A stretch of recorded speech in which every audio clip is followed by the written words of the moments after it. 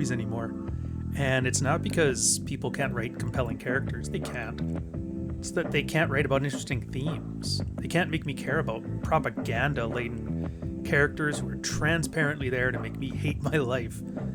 It's like the only thing they know how to do is to slap Pedro Pascal onto a movie with a strong, independent feminist minority savior, burn $300 million on video games, CGI, key-jangling, visual spectacle, and pray the Chinese market will cover their losses.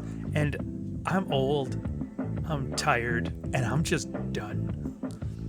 So, I'm going to do this one a little bit differently than my usual structure. This time, it's a movie I actually never saw until just recently. Quentin Tarantino, of all people, had it on his list because he hates 80s movies. And this was his list of the few movies from the 80s he actually liked. The street light makes my hair glow in the dark. Cotton candy. The glow. I'm not only you're a dumb here.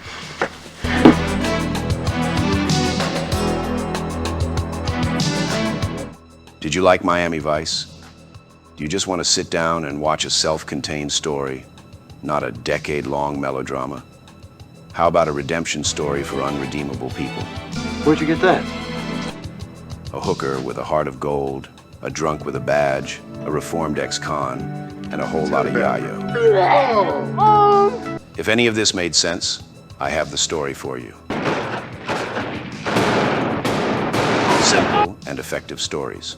Stories perfectly told. Stories that show you a female character with real flaws, making real mistakes, growing and overcoming.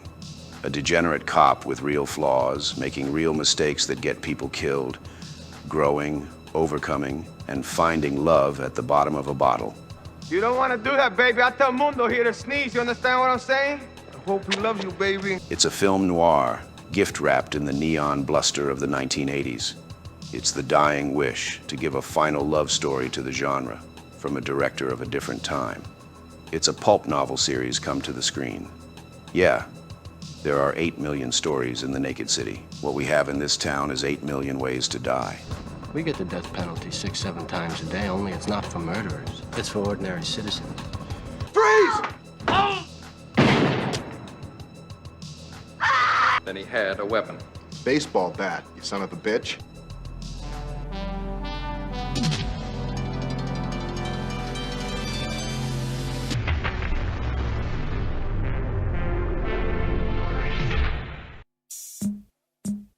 So, like, do you notice they never make noir movies anymore? You know?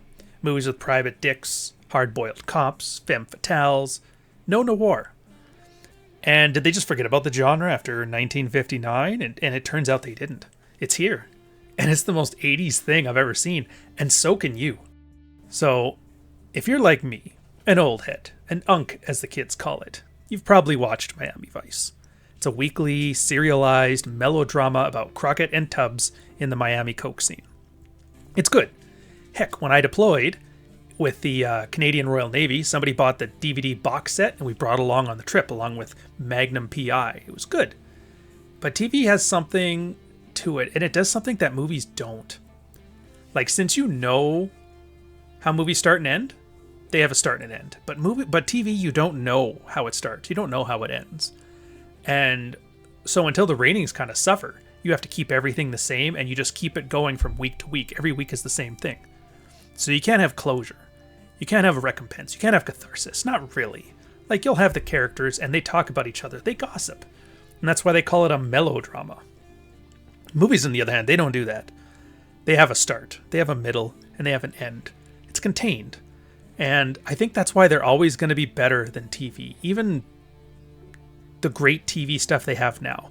And unless you're into gossip and soap operas, it's pretty much... So this is what 8 Million Ways to Die does. It is a self-contained noir film from the 1980s, upgraded from the black and white private dick in neon violence that we were raised to fall in love with.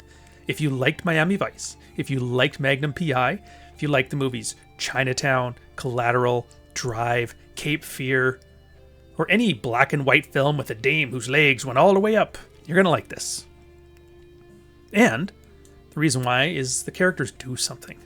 You don't see this anymore. The characters do something. They achieve things. They develop. They grow. And they thrive. Or they don't because of some fatal flaw. And you get a mixture of both. It's storytelling. Done well. From a man who was raised watching those private dick movies do their thing back in the 1940s. The director is this guy. His name's Hal Ashby. Now, I had never heard of this guy. I don't think anybody has. He was born in the 1920s and he died in like 1988. And I looked through his filmography. The only films that I even recognized were Harold and Maude and In the Heat of the Night. Now I know of them, but I haven't seen either one of them. And I've seen everything. So yeah. So he was too old even to be considered a hippie. I think they called them beatniks back then. And it's just so funny because he was just some guy raised in Utah. Dad self-deleted himself and then he moved to Hollywood and started writing. He's just a working director. But the way he's described is as a consistently profitable director. He's the local mechanic of Hollywood. He did a job, he did it well, he made a paycheck, and I don't think this sort of director can come back. And I kind of miss them because they're really good. And it's not that we won't bring them back, it's that we can't. Like, he didn't have rich parents to help him get into the industry. It's hyper competitive now. It's really the only way you're getting in. He's a white dude who was just writing stories about hookers getting punched in the face and murdered and hard-boiled cops getting drunk and shooting perps. Like, no one wants to see that nowadays. I mean, we do. But nobody else wants to see that. Certainly not the Chinese market. Actually, everybody does. And for some reason, people think that we need to get more of whatever the hell we're getting served now. Plastic people of all stripes and colors, except for local. Managed with all the sophistication of a millennial obsessed with Marvel-themed Funko Pops. Fuck that. So I guess this movie bombed hard. It cost them $18 million to make, and they made about $2 million back. And if you don't know, your movie's supposed to make double in box office returns what it spent in order to break even. But they salvaged this one from video sales, from syndication, and a super loyal cult following. And I've said this in just about every video on this channel now, but this is why these movies aren't coming back. It's the economy, stupid.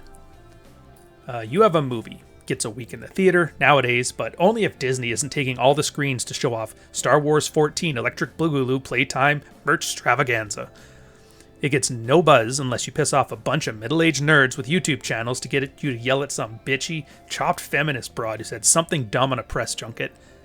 And it probably won't even make bank then, at least not yet. So then you have to sell it to Netflix for pennies on the dollar and pray you make up the difference in merch sales. DVDs? What's that? Like, who wants a plushie of Sarah, the hooker with a heart of gold that threw up in Scudder's lap? Like, so yeah, movies either need to make $1 billion in the first 3 days or sell a shit ton of merch. Otherwise, they just won't get made. And I mean, we got a couple good decades of films that they're never coming back. It sucks, I know. But you know what? It was good while it's lasted, and there's enough that you could probably spend your whole life watching them. So there's a bunch of characters. Quick shout out, by the way, Will Smith's dad is the DA in this one. It's Uncle Phil. But there's Scudder, who's Jeff Bridges. He's a functioning alcoholic cop who shoots a perp during a standard drug bust, and that drives him to full-blown alcoholism and self-loathing.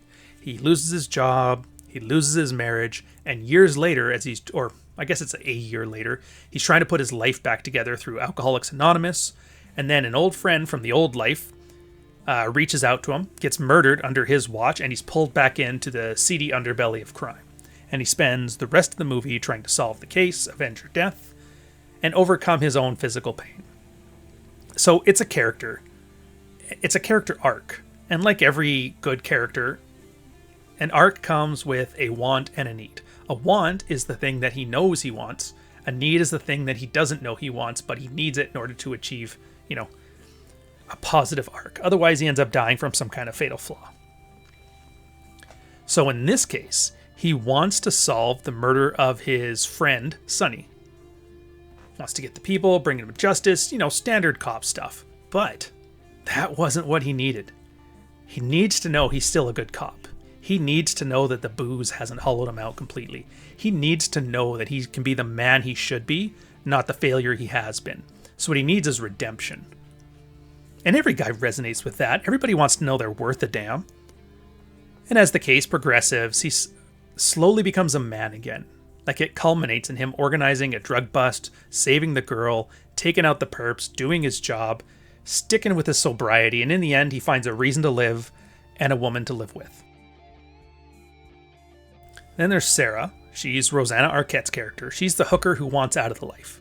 She wants to have control over everything around him as a means of safety. She wants safety. She wants a new beginning. And so she latches on to Scudder because he's a means to an end. She's using the only tools she's got to try and win him over, which, she's a prostitute. Do the math. She's defensive. She's detached. She's afraid to trust. But as the story progresses, and as Scudder starts developing himself into the man that he's supposed to be, she learns to start trusting him more. And then there's some setbacks. As the story progresses, she sabotages her wants by falling into old habits, and she kind of needs to be saved. But in the end, she finds out her need. She needs to learn to open up and trust in people. And so she opens up and she trusts him. She needs to believe that she can choose a better life. So, at the end of the movie, as the whole setup for the drug bust, she surrenders herself to Angel, trusting that Scudder can save her life in the final bust, and then comes out a changed woman. She gets her escape, she gets her white knight, and she gets her chance to live a real life with real people. And then the one side character is this guy Chance, played by Randy Brooks. He's a minor character, but he's kind of important. Some people call him the moral center of the story, which, I don't know. Anyways, he's a ex-con. He's a criminal. Scudder put away, did his time, and then once he got out, he's tried to go straight, but he has to deal with a lot of criminals, so he's got to kind of toe the line and keep everybody happy. So he can't leave the underworld, but he doesn't want to be the villain anymore. He's what you would call a survivor. He's hustling, and he's trying to keep his conscience clean. He wants to make money, he wants to avoid trouble, but that kind of gives him a weakness. His warehouses at some point are being used to smuggle drugs behind his back, so he wants to make money, but what he needs to do is to pick a side. And he does, but he has a fatal flaw in that he tries so hard to please everybody that he ends up not having anyone. And then at the end, when he joins Scudder on the final bust, he loses his cool. He tries to take revenge like a criminal instead of bringing to justice like the cops do, and he ends up dying for it. And then you have Angel. It's Andy Garcia. You forget how young he is in some of these ones. I think this was like around the time that Godfather 2 came out. Or no, Godfather 3. Maybe even a little earlier. Anyways, he's the villain. He's an insecure tyrant who mistakes fear for loyalty. He emasculates all the guys around him.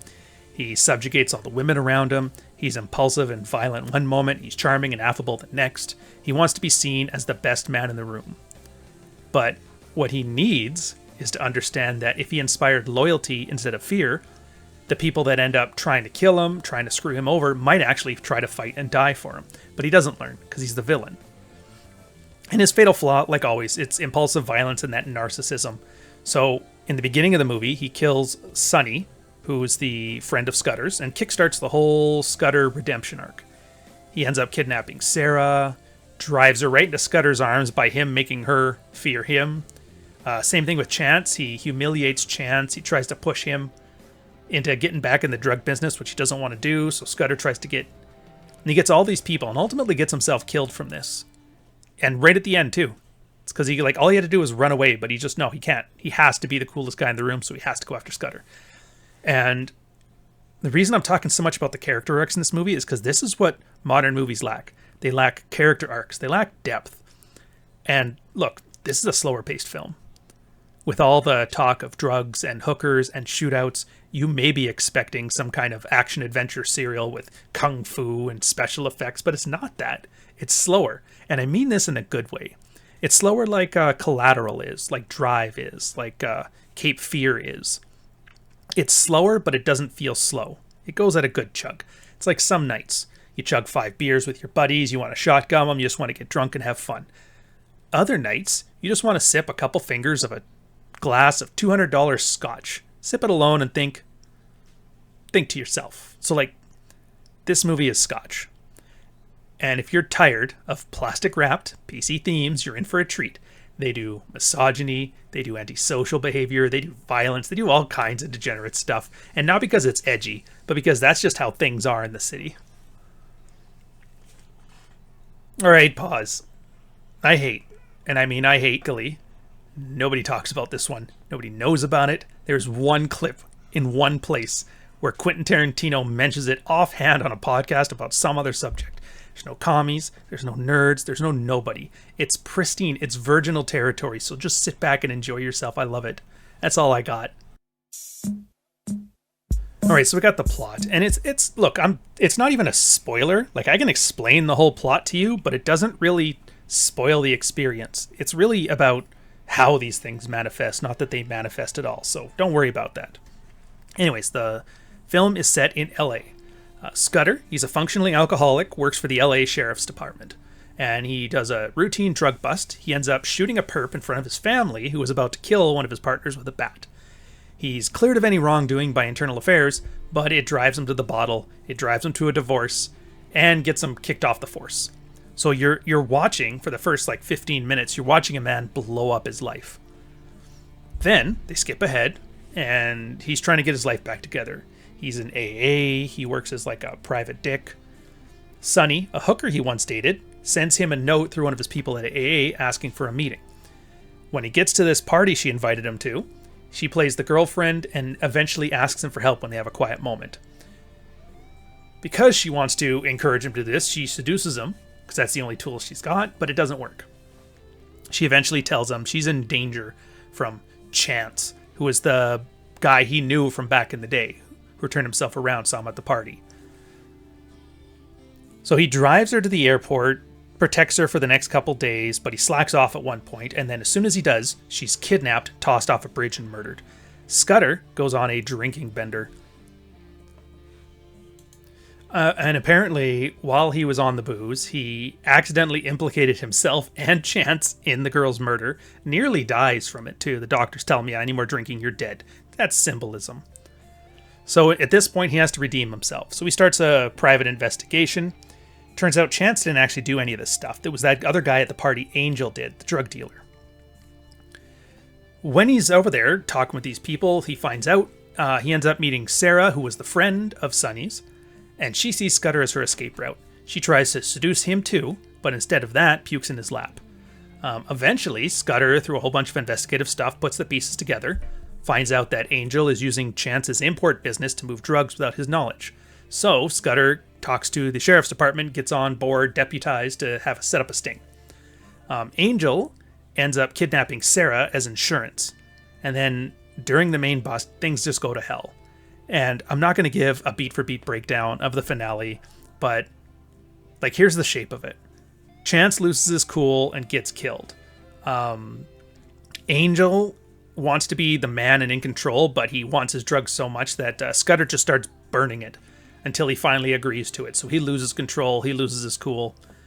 The cops move, I think, a little bit earlier, and then a whole bunch of people that didn't need to die get killed, but the girl gets away, Scudder stays alive, and Angel escapes. So the bus goes sideways, and in the end, they go back to Chance's place to pick up her stuff so they can get out of there, and it turns out Angel is waiting there for him. And they have a final shootout. Angel gets shot in the neck. It's pretty cool. And at the end of that, Scudder kind of hits his redemption. He sticks with AA. He gets his coin. He and Sarah settle down. Happily ever after. So yeah, it's a fun watch if you're ready for something gritty and well-paced. It's not beer, it's scotch. And for a brief period in history, we got movies like this. They call them neo-noir. Hard-boiled cop, femme fatale, real violence, real characters, gritty underworld escapism. And there's no incompetent writing, no theater kids, no cheerleading for global immigration policies, no hate on for the right wing that just seems like I hate my dad, or conservatives, or any of that crap. It's just a movie. It entertains, it takes you for a ride, it resonates. So they ended up taking a 1940s noir and gave it a 1980s punch that is so desperately needed, and they did it in a way that's accessible to everybody. I think it's where we've peaked as a society. So the themes, they're ordinary, presented as extraordinary. The story is timeless, yet completely of its time. And what else can I say? Like, enjoy it, because I damn well did. Cheers, fellas.